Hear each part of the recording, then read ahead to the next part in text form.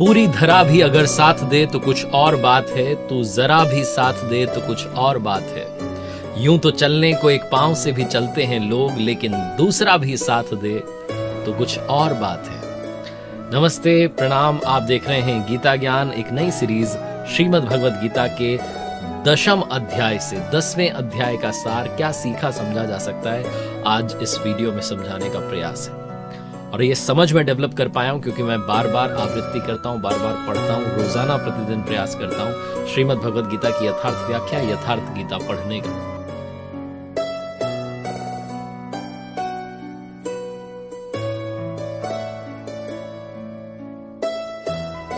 नौवें अध्याय में भगवान श्री कृष्ण ने गुप्त राज विद्या के बारे में बात की, जो निश्चित कल्याण करती है। और इस अध्याय में वो कहते हैं कि महाबाहु अर्जुन, जो मेरे परम रहस्य युक्त वचन अपने भक्त से सारी बातचीत की है, उनको दोबारा सुनो। दोबारा इसलिए सुनने के लिए कहते हैं, पुनः इसलिए सुनने के लिए कहते हैं क्योंकि जब तक आप उस आखिरी छोर तक नहीं पहुंचते, परम धाम तक नहीं पहुंचते, गिरने का, लड़खड़ाने का खतरा बना रहता है। और जो बीच बीच में समस्याएं आती हैं, उनकी जानकारी भगवान आपको देते रहते हैं, महापुरुष आप तक पहुंचाते रहते हैं। इसीलिए भगवान श्री कृष्ण कहते हैं 10वें अध्याय के प्रारंभ में कि पुनः सुन। वो कहते हैं कि अर्जुन, मेरी उत्पत्ति को ना तो देवता जानते हैं, ना महर्षि गण ही जानते हैं, क्योंकि पहले भी कहा जन्म कर्म च में दिव्य, मेरा जन्म और कर्म अलौकिक है, वो इन आंखों से नहीं देखा जा सकता, इन चर्म चक्षुओं से नहीं देखा जा सकता। इसलिए कहते हैं कि मेरे उस प्रकट होने को ना तो देवता समझ पाते हैं, ना महर्षि स्तर तक पहुंचे लोग समझ पाते हैं। जो मुझे जन्म मृत्यु से रहित, आदि अंत से रहित, मुझ लोगों के महान ईश्वर को साक्षात्कार सहित समझ लेता है, जान लेता है, वही पुरुष मरण धर्मा मनुष्यों में ज्ञानवान है। आगे कहते हैं भगवान श्री कृष्ण, अहिंसा समता तुष्टिस तपो दानम यशो अयशः भवंती भावा भूता नाम मत एव पृथक विदा। वो कहते हैं कि अहिंसा यानी कि अपनी आत्मा को अधोगति में नहीं पहुंचाना, समता यानी कि जिसमें विषमता ना हो, संतोष, तप सहित, मन सहित इंद्रियों को लक्ष्य के अनुरूप तपाना, दान यानी कि सब कुछ जो है आपके पास उसका समर्पण, सर्वस्व का समर्पण, मान अपमान का सहन, ये जो भाव हैं ये मुझसे होते हैं, वो ये कहते हैं।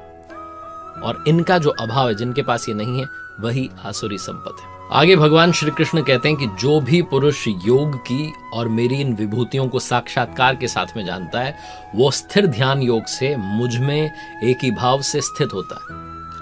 और जिस तरीके से जहां हवा नहीं होती, जहां पर दीपक की लौ एकदम सीधी जाती है, योगी का जो जीता हुआ चित्त है, जिसमें कोई भी विकार नहीं है, उसकी भी परिभाषा बिल्कुल यही है। आगे भगवान श्री कृष्ण कहते हैं, अहम सर्वस्य प्रभुवो मतः सर्व प्रवर्तते इति मत्वा भजन्ते माम बुधा भाव समन्विता। मैं संपूर्ण जगत की उत्पत्ति का कारण हूं, मुझसे ही ये संपूर्ण जगत जो है चेष्टा करता है। इस प्रकार जो मान करके श्रद्धा से और भक्ति से मेरा सुमिरन करता है, भजन करता है, ध्यान करता है, और जो भी उसे बदले में मिल रहा है, मेरे अनुरूप जो उसकी प्रवृत्ति हो रही है, उसे मैं ही करता हूं, वही जो उसके पास में आ रहा है वो सब मेरा कृपा प्रसाद है। ये भगवान श्री कृष्ण समझाते हैं। आगे कहते हैं, श्री भगवान उवाच तेषामेवानुकंपार्थ महम ज्ञान जम तमः नाशयाम्यात्म भावस्थो ज्ञान दीपेन भास्वता। भगवान श्री कृष्ण आगे कहते हैं कि उनके ऊपर कृपा करने के लिए मैं उनकी आत्मा से अलग होकर खड़ा हो जाता हूं, और जो अंधकार है उसे ज्ञान रूपी दीपक के द्वारा प्रकाशित करता हूं। जैसा कि पहले भी, पिछले अध्याय में भी भगवान श्री कृष्ण की जब हमने बात सुनी और समझी, तो सार यही निकलता है कि जब तक भगवान स्वयं ना आ जाएं, जब तक वो महापुरुष जागृत ना हो जाएं, आपको रास्ता ना दिखाने लगे, तब तक वो जो सही मेडिटेशन है, जो सही ध्यान है, जो सही प्रक्रिया है, वो शुरू नहीं होती।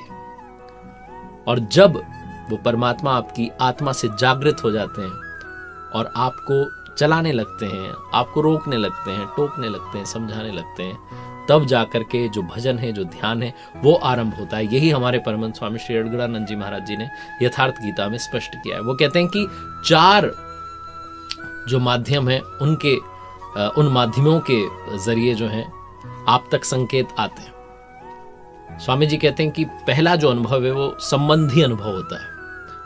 आप ध्यान कर रहे हैं, चिंतन में हैं, कब आपका जो मन है वो स्थूलसुरा यानी कि लगने वाला है, कब तक लग गया, कब भागना चाहते कब भाग गया, ये सब जो है परमात्मा वो अंग स्पंदन से यानी कि जो अंग फड़कते हैं उसके माध्यम से आपको बताते हैं।